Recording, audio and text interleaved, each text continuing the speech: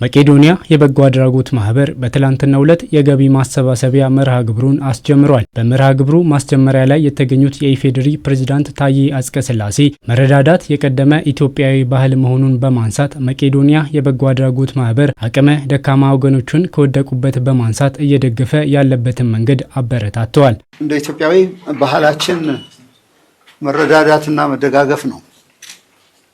ነገር ግን ከተደጋፊው ህዝብ ቁጥር አንፃር የሚቸረው ቁጥርም ቀላል ባይሆንም ግን እንዲህ በተደራጀ ስርዓት ባለው መንገድ አገልግሎት የሚሰጥ ግንባር ቀደም ተቋም ነው ቢባል የመቄዶንያ ድርጅት የተሳሳትኩ አይመስለኝምና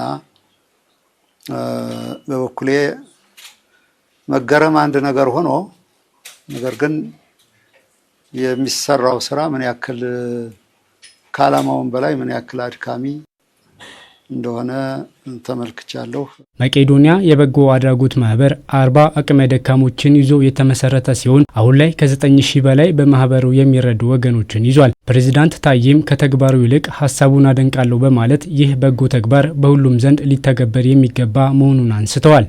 አቶ ቢንያም ይህንን ስታስብ ይህንን ስትወጥን ከተግባሩ ይልቅ ከፍ ያለ አክብሮት ያለኝ ስለ ሀሳብህ ነው። አንዳንዴ እንዲህ አይነት ትልልቅ የቸርነት ተግባር የሚፈጽሙ ሰዎች እርግጥ ነው ብዙ ተጠበው ተጨንቀው ተግባራዊ የሚያደርጉት ነው።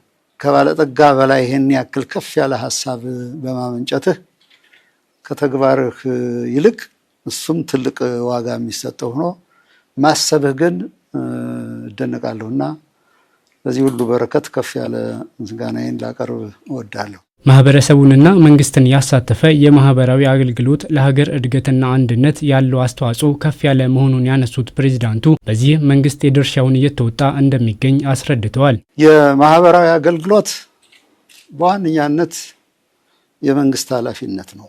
የመንግስት ኃላፊነት በሶሻል ፖሊሲው ላይ የተቀመጠ ነው። አብዛኛውን እንግዲህ በሴፍቲ ኔት ፕሮግራም በብዙ ሚሊዮን የሚቆጠሩ የሚመረጥ አግባብ ባይሆንም በብዙ ሚሊዮን የሚጠጉ ኢትዮጵያውያኖች ድጋፍ ያገኛሉ። እንዲሁም ደግሞ መለስተኛ ድጎማ ደግሞ በጤና ኢንሹራንስ እና በተለያዩ ሲስተሞች እንደዚሁ ድጋፍ ይደረግላቸዋል። መንግስት ትልቅ ኃላፊነት አለው፣ ምክንያቱም አገልግሎቱ በሙሉ የህዝብ በመሆኑ። ስለዚህ የተመረጠው መንገድ የመንግስትንና የህዝብን አቅም እንዲሁም ደግሞ ብርቱ የሆኑ ፊላንትሮፒስት ወይም በጎ አድራጎት ድርጅቶችን አቅም በማሰናሰን ይህን የመሰለ ትልቅ ኃላፊነት መወጣት ነውና በማህበራዊ ፖሊሲው የተቀመጠ ነው።